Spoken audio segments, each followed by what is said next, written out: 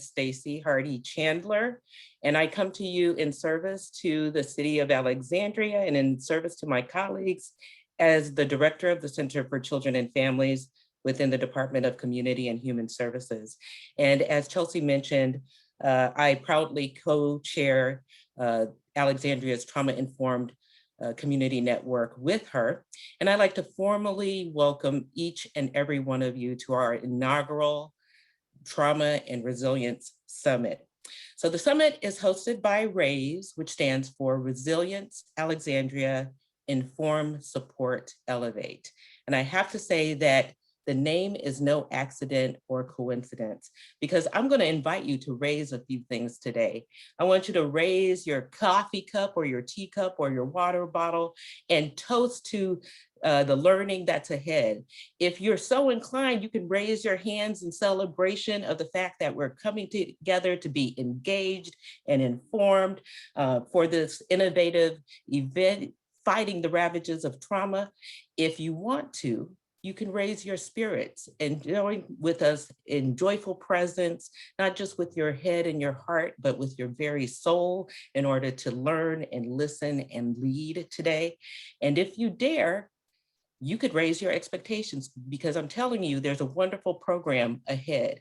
And I cannot express too much gratitude for the many people who have come together to share their expertise in the workshops that are in our program today, and the many people who work behind the scenes to make this event happen.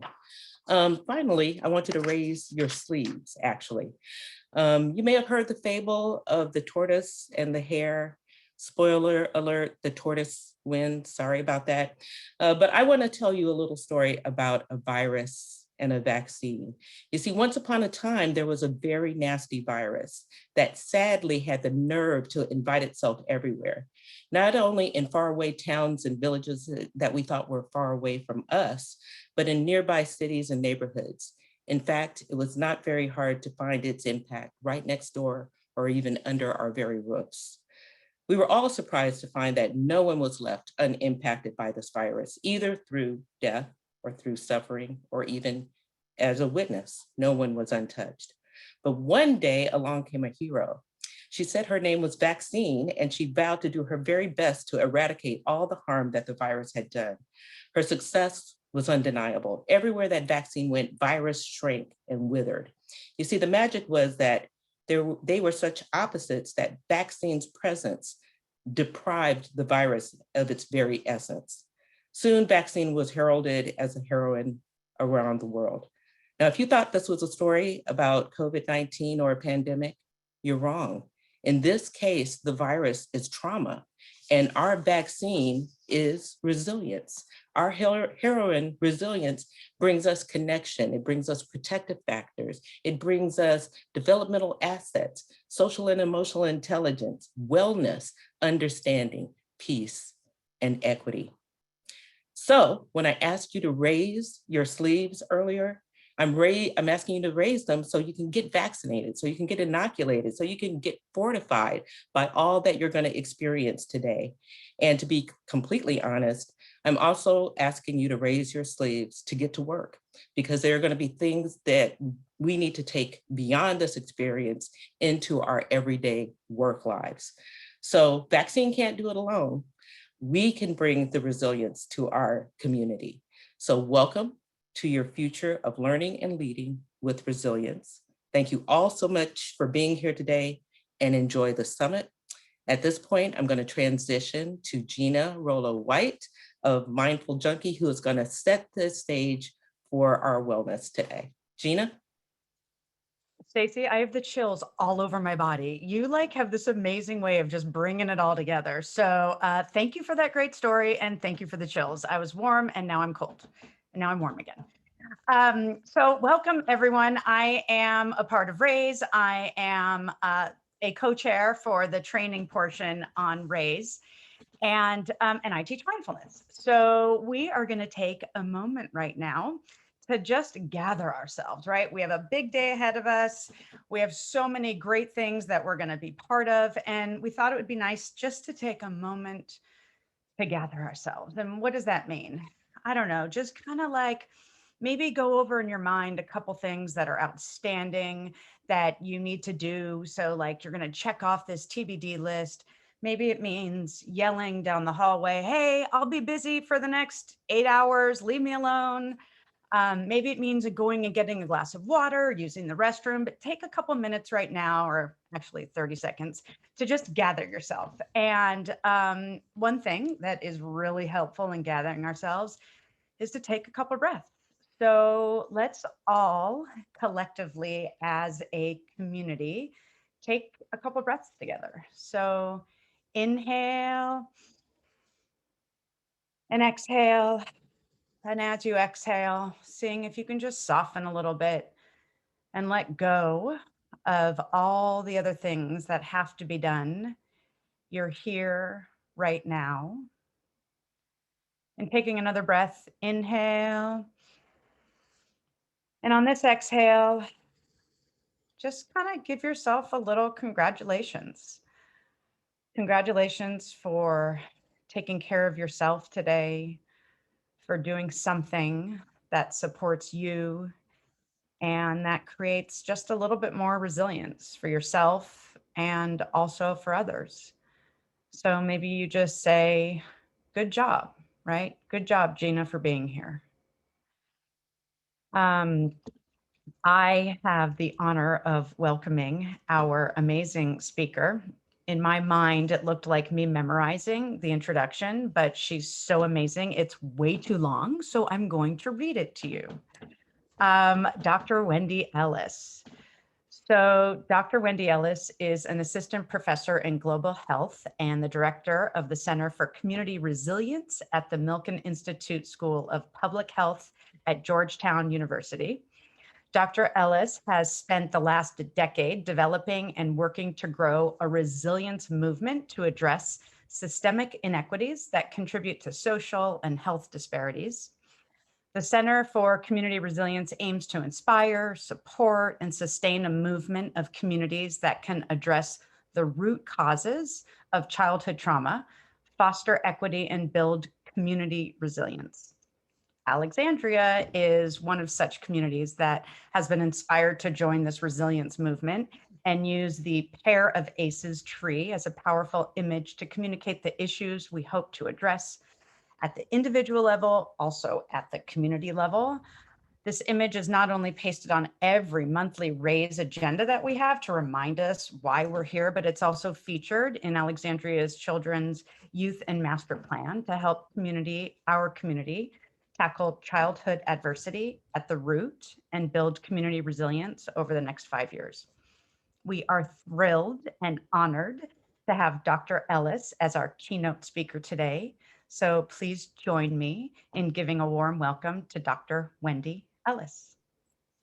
Wow, Gina, thank you. It is, wow, it's just such an honor to be with you all this morning, your inaugural summit, and the first time you've even tried to do this virtually. So I'm going to try to be gentle with you, or at least I know that I will be given grace as I try to transfer over to my slides here with you.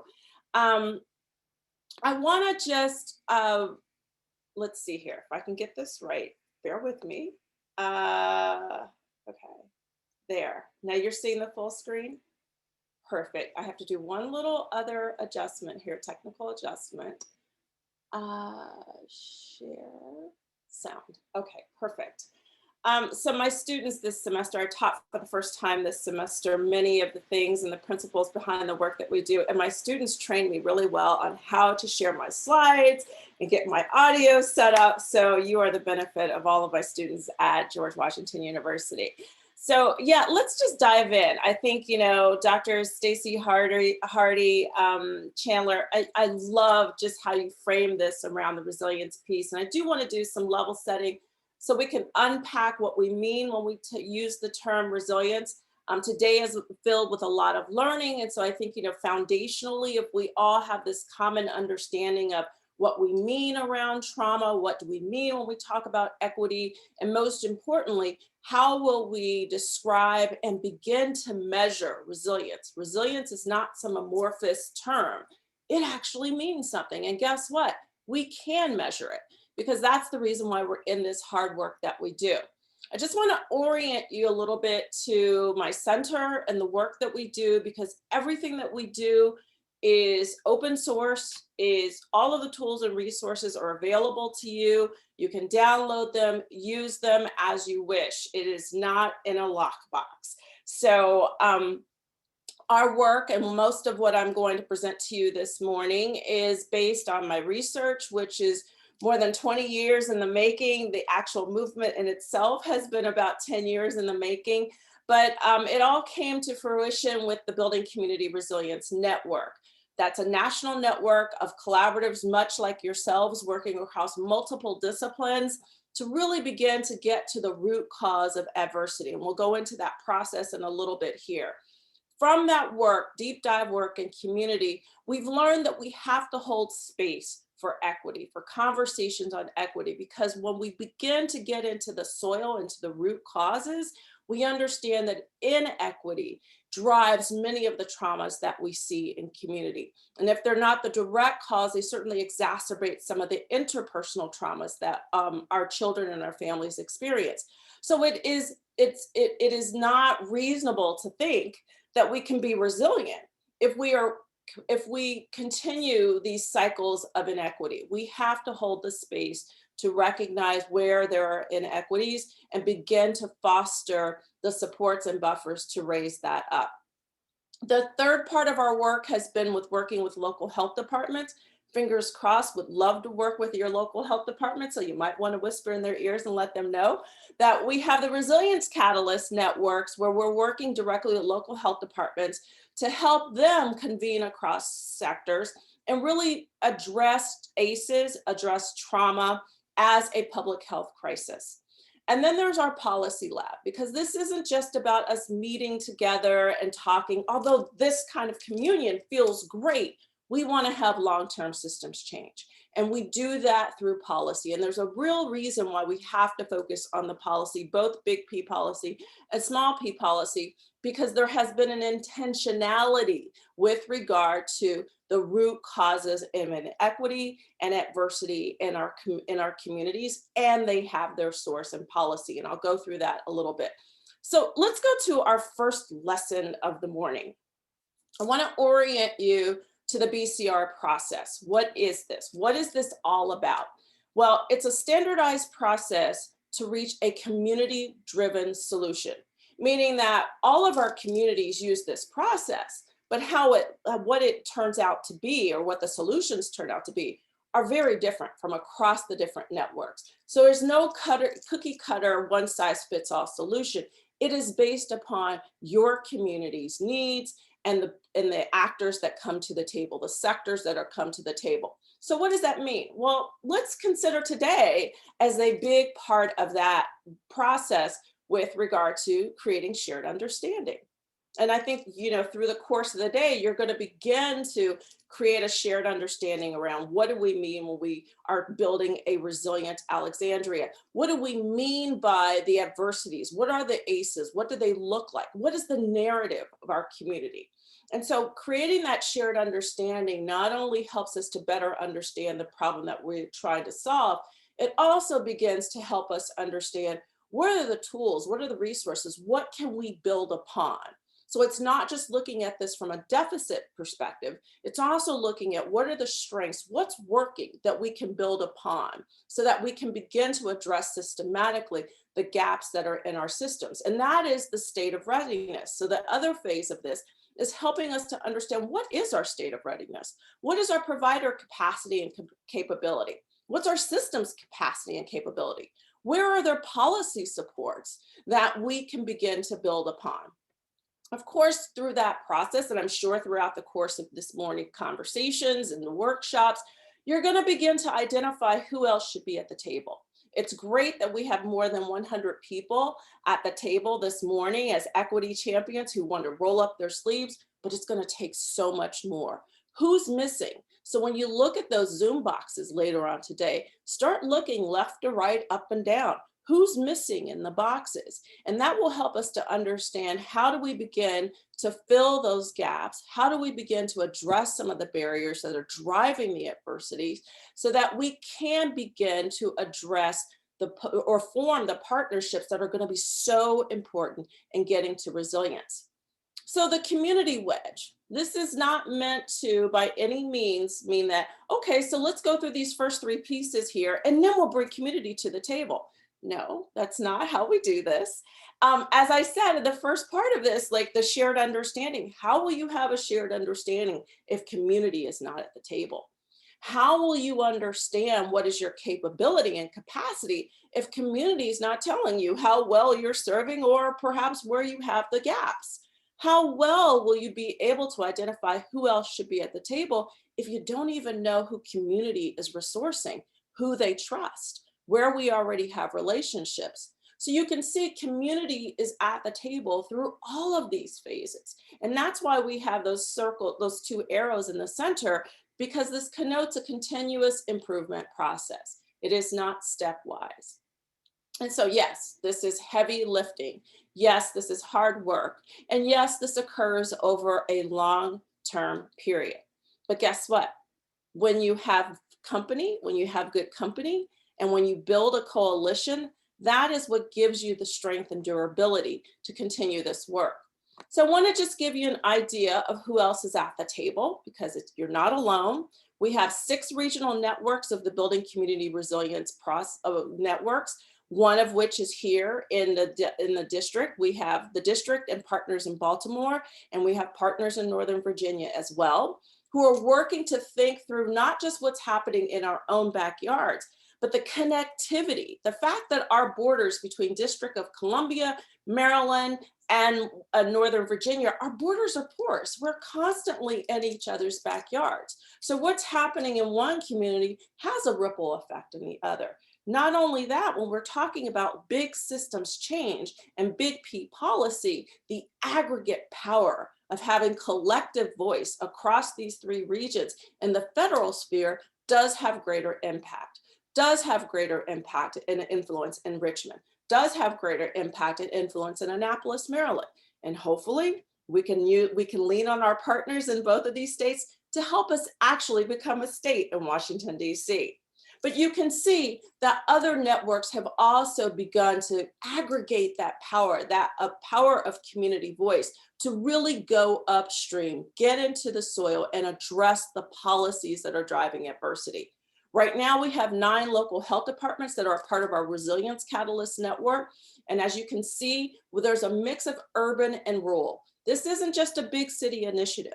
This is also an initiative that has taken root in our rural communities. Why is that? Because one thing for us to remember is that while obviously in this country we have a huge racial equity gap, there's also, depending upon your community, equity can be measured in a number of different ways.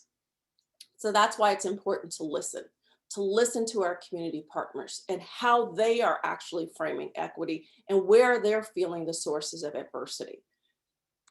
So I hope it's pretty obvious what equity has to do with this. As I've been saying, sitting and holding space with community has helped us understand the importance of being able to have that authentic conversation, to understand what are the drivers, what's the experience of adversity, not just in childhood, but across the lifespan.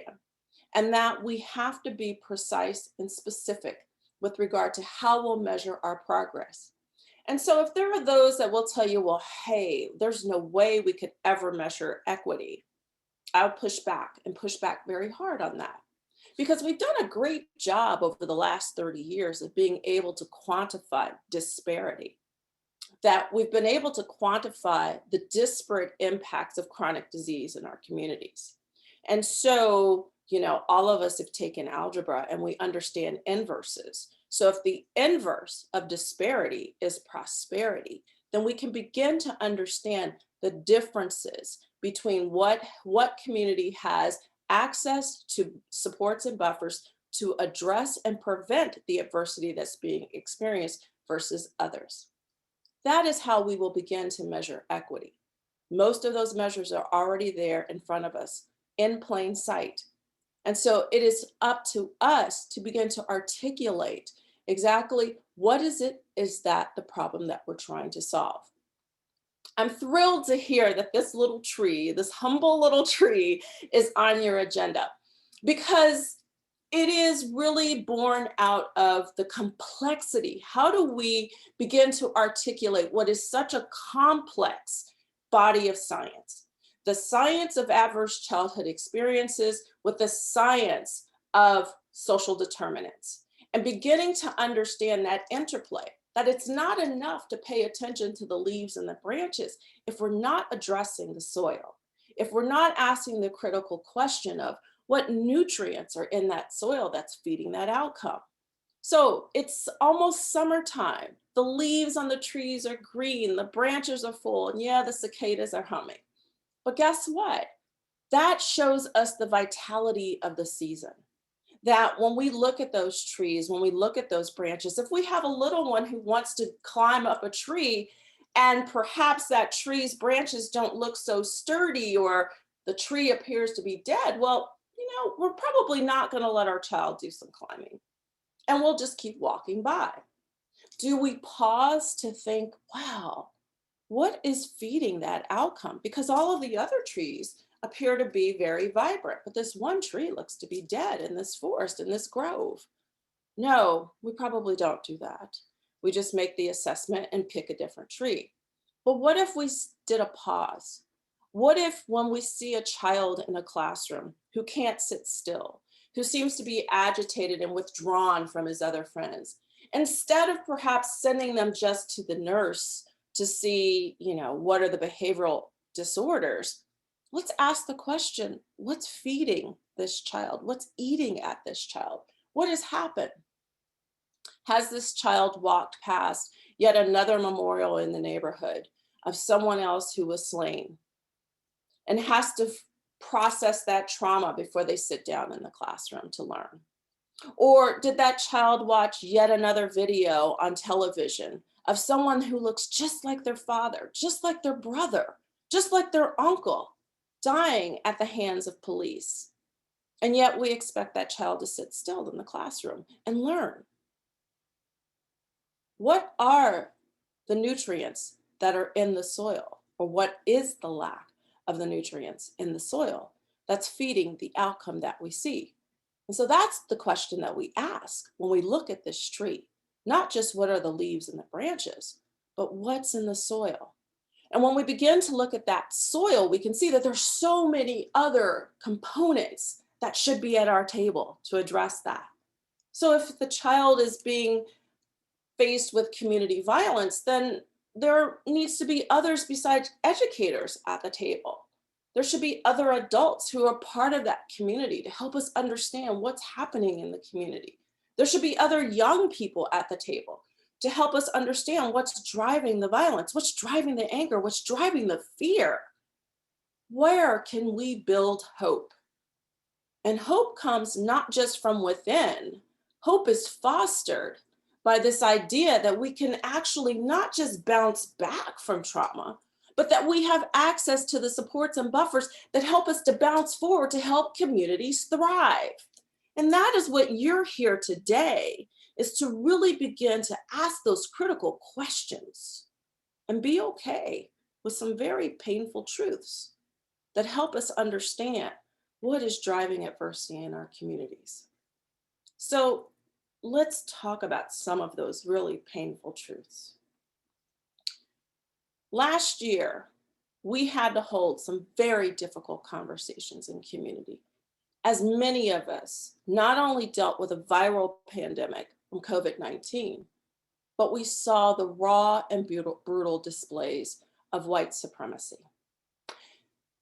And before you clutch your pearls, let me just say that when we talk about white supremacy in the Center for Community Resilience and in our national networks, we are actually less concerned with individuals who may be in white robes or carrying tiki torches. No, that's not what we're talking about. When we talk about white supremacy as a public health crisis, what we're talking about is a belief that has been empowered in policies, in our structures, in most of our public entities that are the backbone of structural racism. So it is a belief in white supremacy that white people should dominate all other races that is at the heart of structural racism. It's been empowered, a belief that's been empowered. And what does that look like? That means that we have systems and policies that were designed to empower and ensure white supremacy as an outcome. Meaning that when we look at most of our social and educational and economic indicators, white people dominate in power, health, wealth, and well-being. You see, this is where we have to begin to hold the space to break up these very powerful but harmful narratives. So that's why it's so important that we understand when we're talking about resilience, we're not just talking about individual traits, the ability to pull oneself up from their bootstraps. We have to recognize, number one, some people don't even have boots to begin with, or some, even worse, have that boot on their neck. And because we've had to take a very academic understanding and analytic understanding of white supremacy, it also helps us to separate the emotion, to dig into the data, to dig into the history, to understand how policy has been an effective instrument of white supremacy to ensure white supremacy as an outcome. This is a policy timeline that we use, and I could make this an entire workshop in itself, but it helps us to begin to be very systematic at understanding specific US policies, social and criminal, that have been written and driven to ensure white supremacy as an outcome. Whether it was redlining with the New Deal, that has today created intentional and reliable and predictable patterns of poverty and concentrations of color in neighborhood. We can go from community to community throughout the United States. It's a 1-to-1 ratio. It's a 1-to-1 reliable and predictable pattern. That's not choice. That is by intent, and that is by design. Similarly, when we look at public education policy, yes, we had Brown versus Board of Education to desegregate our schools, but what happened? We had white flight that left our public school systems behind, and a systematic devaluation and defunding of, to a certain extent, of our public schools. So we have to be honest with ourselves with regard to the intentionality and the outcomes of those policies that co-reside in our communities, the branches, the leaves, and what's in the soil. Well, what's in the soil is in this timeline here. So when we look at our work at the Center for Community Resilience, we consider then what are those systems-driven community characteristics that oftentimes are referred to as social determinants of health. But if you understand the history of these characteristics, of things like student body composition, student retention and performance, the economic development that is in a community, if you understand the sources that actually feed whether or not a child is going to be able to matriculate through high school, or the juvenile justice rates that are occurring in a community, or even the adult incarceration rates, we understand then there's a reason why the patterns are so reliable and so predictable. It's because the practice is intentional based on the design of our policy. That if we have communities that were intentionally created to have concentrated poverty, then we know that reliably the way that our funding systems are set up, then we also have schools that the neighborhood schools are under-resourced and underfunded. And guess what? In those neighborhoods with those two variables, they're also policed differently. Community policing practice means that there's usually a higher contact rate whether that's in school or in community. And so of course you're going to have a higher incarceration rate if you have a higher contact rate with individuals. So you can begin to see how all of these systems, housing, public education, law enforcement, criminal justice, work synergistically to create the outcomes that we see. The blue ovals there are so important though, because these are the contextuals. These are the things that sometimes can moderate the effect of policy or sometimes accelerate the effect of policy. What's the level of political support? The level of community engagement, the level of racism and discrimination that's experienced by individuals in the community or that's practiced by the systems that serve them. What about hope? What about fear? What about economic mobility? You can begin to see that getting the road to resilience, there are a lot of different factors here. And that's not to discourage us. That's just to say that this is why it takes a coalition. This is why it takes a village. This is not one man standing on the hill with a flag. That we have a slow march to unspool the effects and the intentionality, just as our systems have been intentional to drive adversity. We have to put just as much intention to build hope and build resilience. So we use data to help tell that story. And these are some of the infographics that you can download off of our website, some of the data that you can access to help tell the story, to help understand, unpack, how did we get to where we are today with regard to the historic patterns of place-based inequity that persist. And this is an infographic that shows the connection between the practice of redlining and discriminatory housing practices, how that feeds into the racial wealth gap, and that when you begin to look geographically at these areas, then it makes sense how you begin to also see the burdens, not only from an economic perspective, but also from a health perspective. Similarly, when we begin to connect place with education, then we can begin to see that we have a two-tier system of public education that's in plain sight, hiding in plain sight, highly segregated by race and income. And guess what? It produces inequitable outcomes.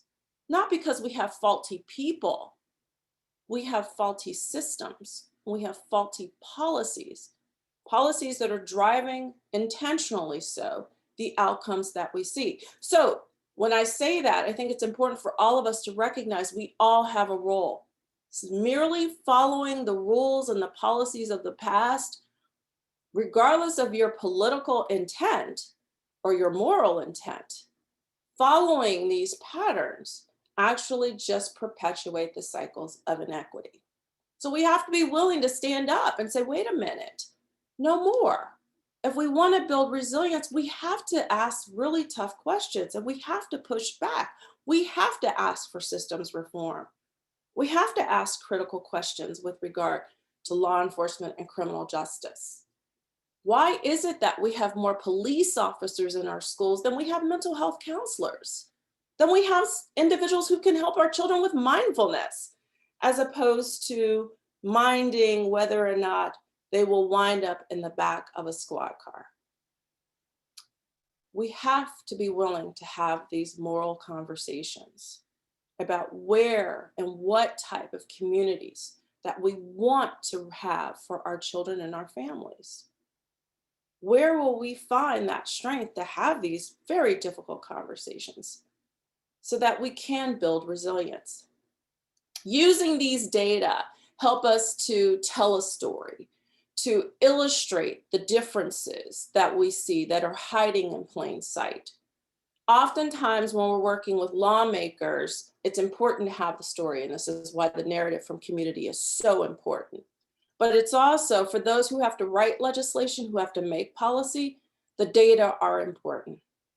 So there are no stories without data, no data without stories.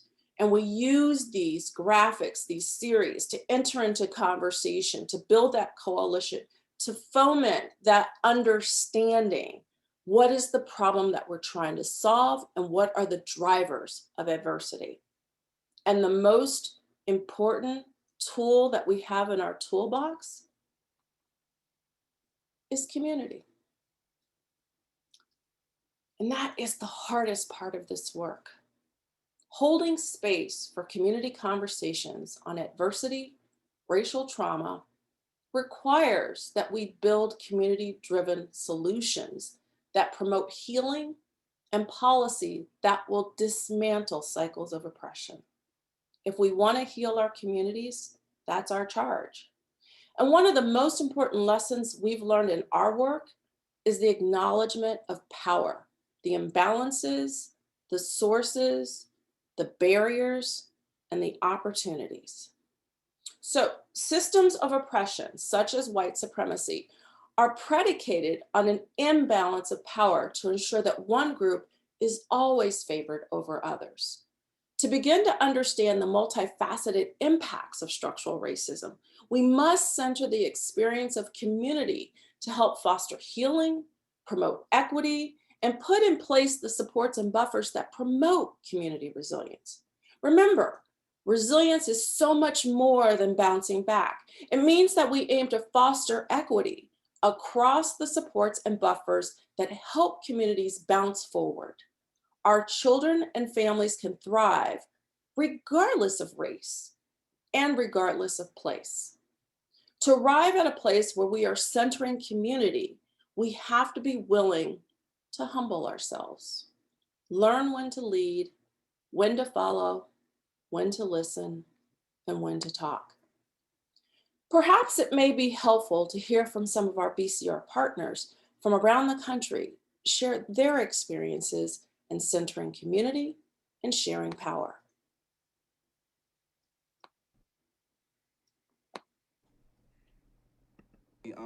One thing I've always kind of told myself is that the power is already there with the people. We have created policy, practices, and procedures and institutions that have stripped away their power. Made them believe they were powerless and therefore they're hopeless. As many in the BCR movement have learned, this perspective requires personal reflection as we consider our individual role in healing the hurt and creating opportunity to build equity and resilience. Through this work, we have come to understand that inequitable community conditions provide little access to supports or buffers that support the ability to bounce back and thrive. In trying to do something good can offend people. So I would caution, especially the people of dominant culture, to be aware of that and to educate yourself and get some training and do some. Alive and Well communities in St. Louis and Kansas City have been working to improve equity by lifting up the community voice. They have found these voices to be essential in driving effective systems change. To close race-based inequity, we must examine all levels on which structural racism is propagated, consider our role in these systems, and commit ourselves to change. We're using the pair of ACEs to do that, to help them name what's in their soil and what's in their history that's keeping them from getting to well-being. An aspect of equity work is challenging our own assumptions, no matter our race, religion, gender, education, or economic status. I had to humble myself and check myself as a Black woman and just say, okay, I'm showing up all wrong. First of all, I'm not saving anybody. I'm not working for anyone. I'm working with. These are the experts, and I'm actually here to learn before we can move forward with solutions. BCR teams are actively. So that last part from Von Treese was so powerful for so many of our partners from across the country to really ask ourselves, how are we showing up? Are we showing up in a place where we only want to hold conversation where we feel most comfortable? Perhaps we are reactive as opposed to being responsive, meaning that we were already forming our solutions before we actually sat down and was receptive to listening to our communities. And are we being passive or intentional about the change? These are the questions that we should ask ourselves when we begin to really do the deep dive work in community, because centering community means that we are rejecting the status quo, that we are moving towards actually challenging narratives and how they influence our outcomes, which also means that we're willing to put ourselves in a position where we begin to share power, where we recognize the different levels of power, whether that is traditional or organizational or information power, who knows what, referent power, who's adjacent to power, your proximity to power, and how one can access that, expert power or reward power. Understanding these different levels of power and how throughout the day in our interactions, we move from level to level is important, because ultimately we have to be willing to share levels of power with our community. That's one of the key lessons from our work in community. And I want to take just one more moment here for you to hear from from one of our partners here in Washington, D.C.